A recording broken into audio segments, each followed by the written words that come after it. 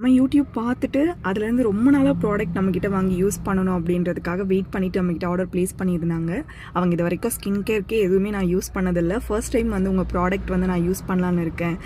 ஒரு பேசிக் skin care ரொட்டீனுக்கு நான் என்னெல்லாம் யூஸ் பண்ணணும்னு சஜஷன் கேட்டாங்க. எல்லாமே நம்ம வந்து ட்ரூத் என்னவோ அதை சொன்னோம். அந்த ட்ரஸ்ட்டோடு நம்மக்கிட்ட எல்லா ப்ராடக்ட்டுமே ஆர்டர் ப்ளேஸ் பண்ணியிருக்காங்க. ஸோ ரொம்பவே எக்ஸைட்டடோட அவங்க வெயிட் பண்ணிட்டு இருக்காங்க. கண்டிப்பாக அவங்களுக்கு சீக்கிரமாக டிஸ்பேச் ஆகிடும். நெக்ஸ்ட்டு பார்த்திங்கன்னா அவங்க சொன்ன வேர்டே நான் இது வரைக்கும் எங்கேயுமே வந்து ட்ரஸ்ட்டோடு நான் எந்த ப்ராடக்ட்டும் வாங்கினதில்லை. நேச்சுரலாக ஸ்கின் கேரே மெயின்டைன் பண்ணது கிடையாது. பட் நீங்கள் போடுற வீடியோஸ்லாம் ரொம்பவே பிடிச்சிருக்கு. இந்த அளவுக்கு எக்ஸ்பிளைன் பண்ணி நீங்கள் ஷேர் பண்ணியிருக்கீங்கன்னு சொல்லியிருந்தாங்க. நான் ஆக்சுவலாக அந்த ஆடியோலாம் எடுத்து வச்சுருந்தேன் ஷேர் பண்ணலான்னு. பட் அது வந்து டிஸப்பியரிங் கொடுத்ததுனால எல்லாமே டெலீட் ஆகிடுச்சு.